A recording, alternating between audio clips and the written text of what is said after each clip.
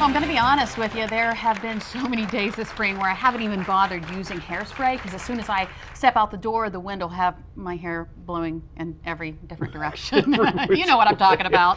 Well, it has been a breezy spring, and you've probably noticed it too. So think about what all of that wind is doing to the ragweed, the pollen, the mold. It's blowing it all around, turning you into a sniffling, sneezing, runny-nosed, water-eyed mess. Do you need some relief? Well, our next guest can help.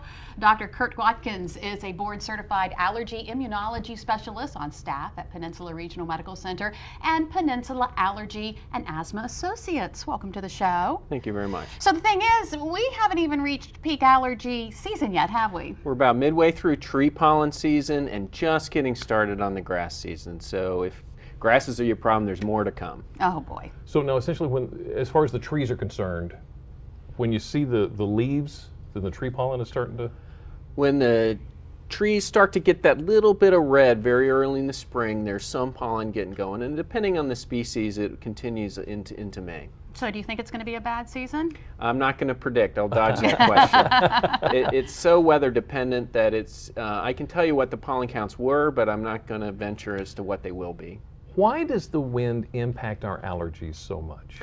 Well, dry, windy weather tends to circulate the pollen that's out there more and gets it up in the air and into your nose.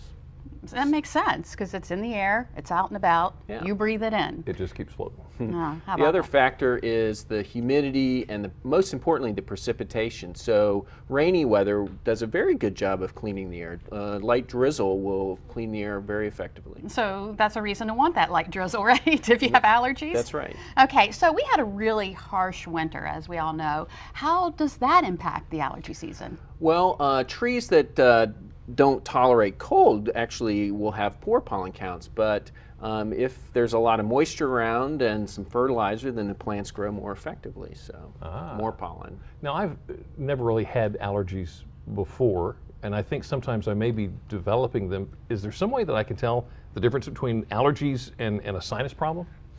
Not reliably apart from testing. There are some symptoms that help distinguish the two. Itchy nose is probably the most useful. If your nose itches, it's probably allergies. If it's not itchy, then it's probably something else, maybe infection, sinus problems. Can the allergies create an infection or make it worse? Allergies definitely predispose people to sinus problems, yes.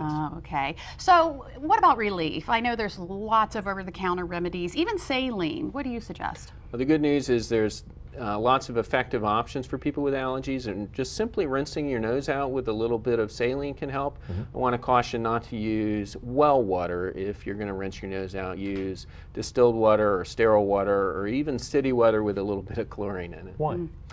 There's some organisms in well water that can cause infections, serious infections, very rarely. Okay. It's better to be safe. Don't want to mess with that. Absolutely. So lifestyle changes, will that help any at all? Let me get back to medications because there's a lot of good options. Non-sedating antihistamines like Claritin, Allegra, or Zyrtec do a good job for many people. If congestion starts to be part of your problem, then the antihistamines don't work so well, and I would suggest a group of medications called intranasal steroids. These used to be prescription, but they're just recently released Nasacort AQ to over-the-counter status, so that's an option. It costs about $12 to $15 for a month's worth, and that can really make a big difference if congestion is part of your problem. All right, real quickly back to his question about the lifestyle changes. What can I do different? Stay inside on dry, windy days like today. I think we're going to have a high count today. I got to cut the grass. Don't cut the grass. Keep your windows closed. If you do go out, take a shower, rinse your hair out before you go to bed. Okay. You heard that, honey. Sorry. Thank you so Dr. much. Watkins, thank you. Very good information. Well, wouldn't it be nice to track those allergens so you won't feel so miserable in the first place? Guess what? You can. There's an app for that. Pollen.com has a free app for Androids and iPhones called Allergy Alert. If you're traveling, you can get the allergy forecast for that location and find out which allergens are the most abundant for that particular area. And there's another app called WebMD Allergy for both phone systems. You plug in the allergies you have and the app will provide different coping techniques and set up alerts for when the allergy forecast reaches a certain level. And you'll never forget to pop another allergy pill thanks to the free iPhone app, Remind Me Prescriptions. That app allows you to set alarms to take your meds. And you can definitely watch WBOC News to get the allergy. All the latest counts that you need to know. Get ready for the day. But what if fighting allergies was as simple as the food you eat? Well, that may very well be the case. As a matter of fact, there are 6 allergy-combating foods that, according to studies, may be just as effective as expensive drugs. Sneezing, coughing, watery eyes. Just a few symptoms that tell you it must be allergy season. But don't reach for those expensive drugs just yet. Try these remedy foods first. Grab some broccoli or citrus fruits. Broccoli has been shown to clear up sinuses and packs about 80 milligrams of vitamin C in 1 cup. Citrus fruits like oranges, grapefruits, and lemons have about 80 milligrams that ease allergy symptoms. Try elderberries or stinging nettle to help strengthen your immune system and reduce inflammation. Stinging nettle helps your body build a tolerance to histamine, the chemical your body produces during an allergic reaction. And load up on garlic and onions. These simple foods are packed with quercetin, an antihistamine that fights allergies, keeping your allergies in check this spring.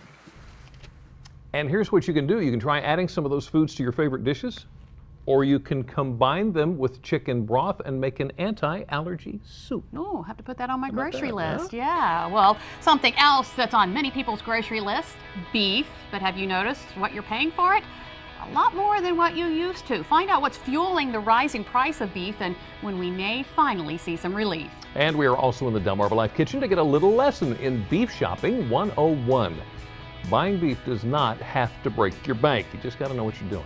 An expert is here to help. Delmarva Life. We'll be right back.